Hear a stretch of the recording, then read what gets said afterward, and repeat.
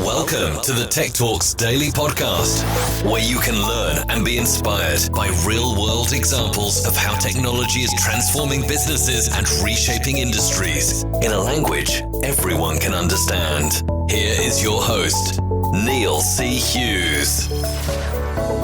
Welcome back to the Tech Talks Daily Podcast. We've got a great guest on the podcast today from Mimecast, and one of the many subjects I want to talk about is ransomware. It's a subject we hear more and more about. Usually people don't really care until something happens to them and all their files are lost and have that decision to make of do they pay the ransom or not. I think we all deep down know the answer to that question. But what got me thinking more about this topic was after reading Mimecast's recent annual State of Email Security report, which revealed that enterprises faced an unprecedented cybersecurity risk, including increasing attack volume, pandemic-driven digital transformation of work, and some of the things that made these attacks easier was a pandemic-driven digital transformation of work and a generally deficient cyber preparedness and training. But I don't want to reveal too much about that report now, but I've invited Jeremy Ventura, Senior Security Engineer from Mimecast, to dive into that report with me today.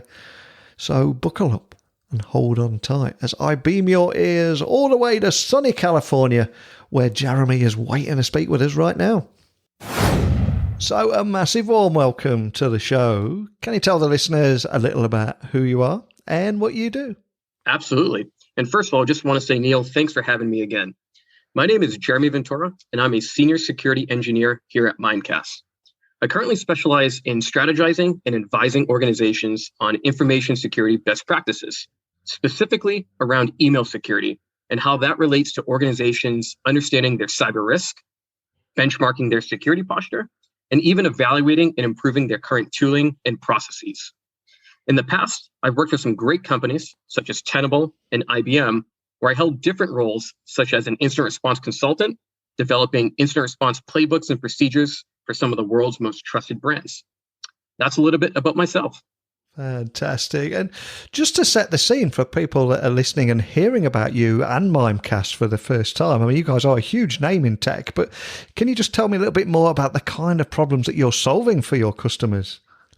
Sure. At Mimecast, we are a leader in the email security and cyber resilience space. Each day, we take on cyber disruption for over 40,000 customers worldwide, tackling the biggest security challenge, which is email. We've developed a robust platform that protects organizations when it comes to the volume burden of spam, malicious URLs and attachments, impersonation attacks, phishing attacks, and even business email compromise attacks. As well, we provide a holistic solution for awareness training, archiving, and e-compliance for legal and discovery teams. Actually, in a recent study from IBM, email alone accounts for over 91% of all cyber attacks. Those numbers are astonishing. And it is our goal to protect organizations of all industries and sizes before, during, and after an attack.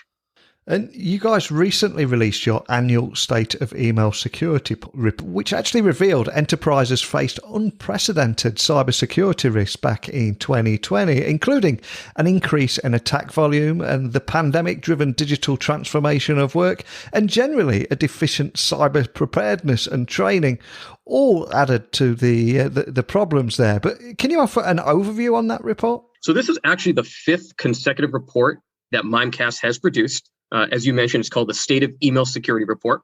It is performed annually, and it's compiled by Mimecast using data from our actual internal threat information and threat center team, which screens more than 1 billion emails each day.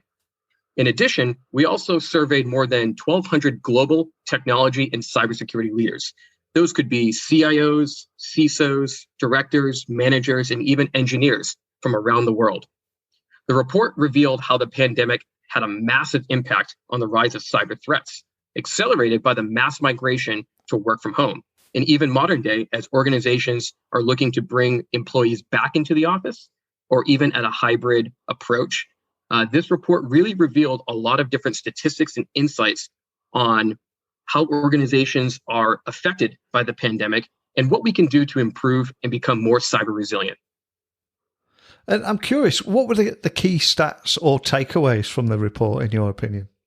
There were definitely a lot of stats in the reporting, but some of the ones that really stuck out to myself and what's resonated with prospects and customers, one of them actually just being 64% increase in threat volume year over year from 2019 to 2020. Part of that 64%, there was actually an increased email usage in 8 out of 10 companies. 47% of those companies actually saw an increase in email spoofing activity. And email spoofing could be anything such as an attacker looking to maliciously take your domain and spoof your customers, your employees, or even your partners that you do business with. In addition to that, some of the other statistics that really stuck out was 61% of respondents said they were impacted by ransomware, 20% more than actually last year in the report we produced. Out of those, 52% of organizations, so more than half, actually went and paid the ransom. But what's even more astonishing is only 1/3 got their data back. So the numbers are staggering in this report. I definitely advise everyone to read this report, as it has a great information, a lot of different insight. But those are some of the high-level statistics that I want to point out. Wow, man, that's incredible. And I also read an article recently that's saying that there were some countries were trying to make it illegal for businesses to pay those ransoms. But you live and breathe this world every day in your work. And I'm curious, did anything surprise you in that report? Yeah, and you're exactly right. Just going back to that statistic, I think the first thing, being in cybersecurity for a while and holding many different roles and working for different companies, I think the one particular stat, there's actually two, but the one I'll talk about first is going back to the 6 out of 10 or 61% were affected by ransomware. And just to back up for everyone listening, just for review, if you're not familiar with ransomware is a form of malicious malware. And it's typically delivered to victims' networks or computers, typically through email or web attacks. And after the victim downloads that malware, it goes ahead and encrypts their files and systems, holding that data hostage until that ransom is actually paid, in which the attacker will then release a decryption key to, quote unquote, unlock that data. But what we're seeing now is a surge in a concept called double extortion, where the attacker is looking to maximize their chance on making a profit by threatening to sell and or publish the victim's data. So organizations are really struggling more than ever to decide on, do I pay this ransom or do I not? And if they're getting hit with this double extortion attack, it definitely becomes more of a challenge. And Neil, as you mentioned, there are definitely different countries out there. There was now, just in recent news this past week, a very large cyber insurance firm said that they were going to stop paying for ransomware attacks in the country of France. I think we'll start to see potentially a lot of this trends as it really diversifies across the globe. And what's more interesting is a lot of this will come down to the economic and the brand reputation damage that potentially could be more severe for orgs than paying the ransom. Part of that double extortion, those attackers will look to take that data and even publicize it on their hacker forums in the dark net, and sometimes even on public websites, giving them a snippet of this is the information we collect. As you can imagine, the brand reputation with organizations potentially losing financial reputation, but also customers is super important. A lot of this may come down to the board, may come down to the CEOs of the organizations, not just the security teams and IT teams. The second stat that was really interesting was 52% of those organizations actually paid the ransom, as mentioned before. And this is a complex decision to tackle, especially for organizations that don't have backups or that can't afford the downtime of being shut down. We see it every single day, especially here in the States, where hospitals are shut down and can't provide patient care. We now see it where school systems are being shut down via ransomware and students have to be sent home for weeks at a time. Even public and state departments where you can't pay your parking tickets online or your electric bill or your water bill. Really, this whole concept of ransomware is really impacting everybody. Traditionally, what we've seen is, in cybersecurity, most individuals were kind of aware, but really weren't doing the best practices, unless maybe their credit card or information got stolen. But now, because ransomware and these cyber breaches are so predominant worldwide, everyone is now gaining visibility into, wow, cybersecurity and these threats really can impact myself, my family, and my friends. And presumably, if a business does fall victim to ransomware, is it much like being a victim of a blackmailer? If you pay the ransom, they just keep coming back for more, and it makes it worse. Is that what you're seeing there, or even worse? You probably end up getting added to a sucker list where more people will just keep on doing the same thing to you. Are you seeing things like that? Absolutely. Yep. And the problems don't really go away. So there's a lot of, especially here in the United States, I know the Department of Treasury made a statement earlier this year that said there could possibly be sanctions and fines if organizations were to pay the ransom. However, it's so tough to actually, depending on the situation, to say, are you going to pay that ransom or not? And like I said, more than half of this, the respondents in this survey actually pay the ransomware because of those information stated above. Poor and limited backup strategies, the threatened brand reputation, customer loss, economic loss. And just because you pay the ransom doesn't mean the attackers or the hackers are gone forever. It really makes organizations more vulnerable. We've seen now in recent headlines where organizations have been hit twice or 3 times in a very short time frame after recovering from the first attack. And that's because hackers leave backdoors, allowing them to gain access again. Just because you might get your files back doesn't mean those files are in a perfect state. Most likely there's going to be some type of corruption in there as well. And also the ethics about paying the ransom. At the end of the day, everyone needs to understand, for the most part, unless it's a nation state, this is a business for attackers. And so they're going after money. And so if you pay once, the chance you pay again is pretty favorable, especially in the attacker's eyes. And can I say, you also expand on what the current threat landscape looks like and the kind of problems organizations continue to face today, just to try and give them a bit of a heads up and help them prepare and defend against these kind of attacks? Threats are ever more imminent now than ever. I don't actually believe we'll see a slowdown just because we are nearing the end of a pandemic. In fact, we've seen more headline news in the last 3 months than previous months before. And I think this is because organizations are really moving to this fully remote or hybrid workforce. Now, while that might be great for the individual, the employee, you get to spend more time at home, this actually causes a lot of different IT and security challenges for these businesses. And it's around the attack surface. The attack surface is continuing to span. We've brought the traditional network, what we know it as networks and servers and laptops and desktops, into our homes. Now we can access information on our mobile devices or our tablets. In addition, the theme that I continuously hear from customers is organizations in 2021 and beyond really have to do more with less. Projects were defunded because of the pandemic. There were layoffs. IT was always, and security teams were always limited source. So we've got limited personnel issues, lack of training. In addition to that, we also have, for the individuals that are grinding every single day, we also have something called alert fatigue, where just so many alerts and the pure volume can just be really a stressful time for the individuals that are trying to protect organizations. And, I think with this hybrid and remote workforce, it really does open new opportunities for attackers to capitalize on these strained IT and security departments. Visibility is the key word I always like to use. Visibility right now is a major issue. Assets and devices are everywhere. They're in our homes, from smart TVs to smart refrigerators to smart vehicles. They're in our networks. They're in the cloud. And they're even in cross-collaboration tools like Slack, in Teams, and instant messaging platforms like Yammer, or even Drive and Google Drive. So I really think when we're looking for the threat landscape, not to sound so scary, but organizations and security teams really need to ask themselves the questions: do I have full visibility? Who is on my network? What is on my network? Am I prepared? Do I have a resilience process in place in case disaster hits? Are we prepared for attacks such as ransomware? Should we create playbooks for things such as, do we pay the ransom or should we not pay the ransom? And how do I respond to that? How do I work with my partners, my customers, my supply chains, my legal teams, my HR teams? And how do I prioritize my assets to refocus my effort, my time, and my energy on the most important issues?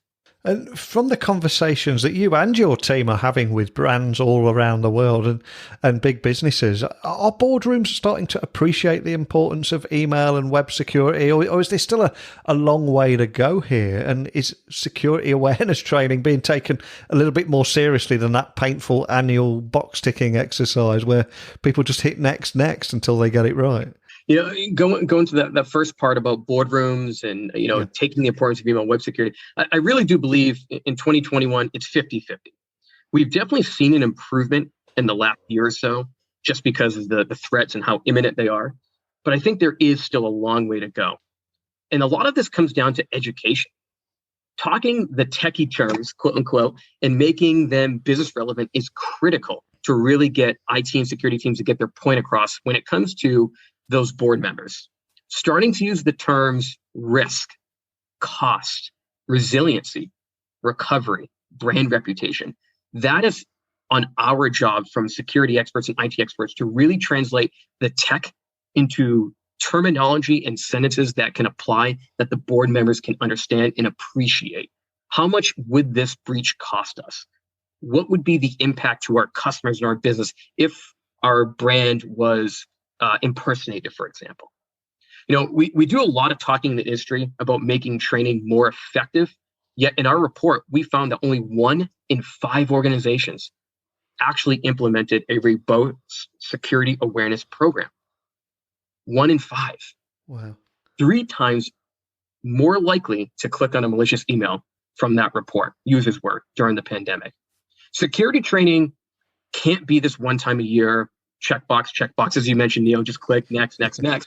It has to be frequent, but it has to be applicable and timely and in short. And, working with customers, I've seen a lot of success where organizations may include funny, comical videos.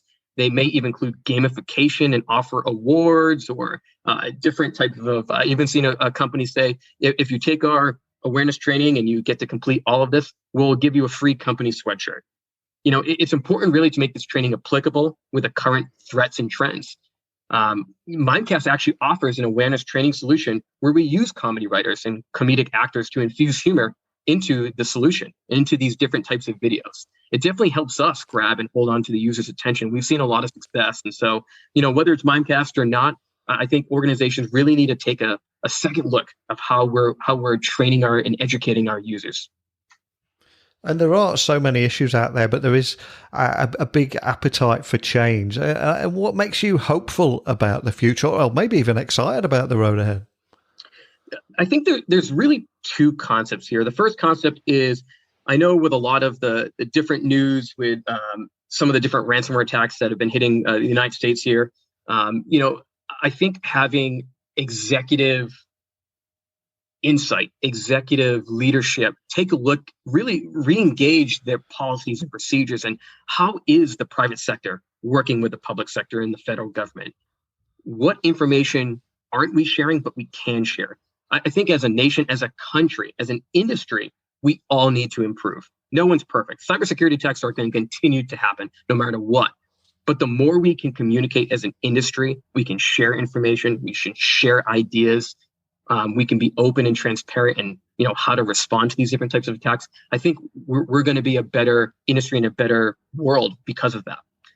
What also makes me hopeful, though, is around education, specifically around our youth.